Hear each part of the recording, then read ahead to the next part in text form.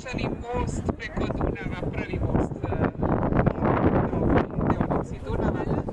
Iza je bazilika Svetog Stefana.